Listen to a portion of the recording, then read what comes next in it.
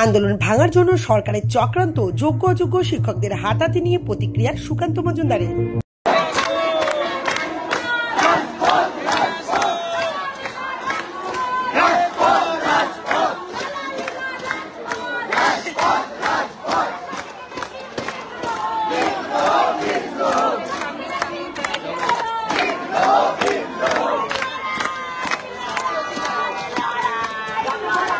আন্দোলনরত যোগ্য অযোগ্য শিক্ষকরা বাকবিতণ্ডা থেকে হাতাহাতিতে জড়ালেন। যোগ্য অযোগ্য শিক্ষকদের হাতাহাতি নিয়ে বিজেপির রাজ্য সভাপতি সুকান্ত মজুমদারের প্রতিক্রিয়া, আন্দোলন ভাঙার জন্য এটা সরকারের চক্রান্ত।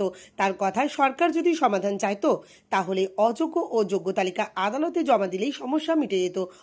এটা আন্দোলনকে ভাঙার জন্য আমার মনে হচ্ছে এটা হচ্ছে একটা চক্রান্ত সরকারের, এবং আমার কথা হচ্ছে যদি সরকারকে যদি সরকারের সমাধান চাইতো তাহলে পরে অনেক আগেই কারা যোগ্য এবং অযোগ্য তার লিস্ট, যেটা নাকি শোনা যাচ্ছে এখন ডিআই অফিসে নাকি পাঠানো হয়েছে, সেই লিস্ট আদালতের কাছে দিয়ে দিলেই কোনো সমস্যা থাকতো না, সমস্যা মিটে যেত।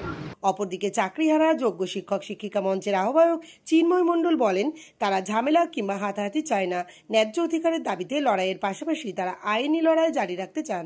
সুপ্রিম কোর্টের বিচারে হোক বা সিবিআই রিপোর্টে হোক, আর আমরা যারা আনটেন্টেড বা সুপ্রিম কোর্টের ভাষায় স্পেসিফিক্যালি নট টেন্টেড, তারা এক জায়গায় কখনো আন্দোলন চালিয়ে যাব, তাহলে সেখানে ঝামেলা হওয়াটা অবশ্যই বাঞ্ছনীয়। তো সেই জায়গায় দাঁড়িয়ে আমরা কখনোই চাই না যে লড়াইটা আমাদের সুপ্রিম কোর্টে লড়তে হবে, এবং যার জন্য যে ডকুমেন্টস বা যে ইনফরমেশনগুলো কালেক্ট করতে হবে সেটা আমাদের এসএসসি এবং বিভিন্ন দপ্তর থেকেই নিতে হবে। যেটা আমরা বারবার বলেছি, যোগ্য অযোগ্যের সার্টিফাইড তালিকা এবং 22 লক্ষ এমআর। তো সেই জায়গাগুলো আমরা অবশ্যই দাবিগুলো নিয়ে চলবো, কিন্তু এই এসএসসি অফিসে এখন বসে আমরা একে অপরের সঙ্গে হাতাহাতিতে জড়িয়ে যাব, ঝামেলায় জড়িয়ে যাব এবং আসল যে উদ্দেশ্য সেটা থেকে পিছিয়ে যাব, এটা আমরা চাইছি না। হাতাহাতি অবশ্যই, দেখুন, আমরা যোগ্য শিক্ষক শিক্ষিকা, আমরা কখনোই হাতাহাতি চাই না। তো যদি বলেন যে হাতাহাতির ভয়, অবশ্যই আমরা হাতাহাতি চাই না, হাতাহাতির ভয়ে আমরা সরে যাচ্ছি, তাহলে তাই। কারণ আমরা চাই না যে যোগ্য হয়ে শিক্ষক শিক্ষিকা হয়ে হাতাহাতিতে যাব, বাকবিতণ্ডায় জড়াবো, আর মানুষ আর মিডিয়া সেটাকে দেখাবে যে শিক্ষক শিক্ষিকা হয়ে এরকমটা করছে।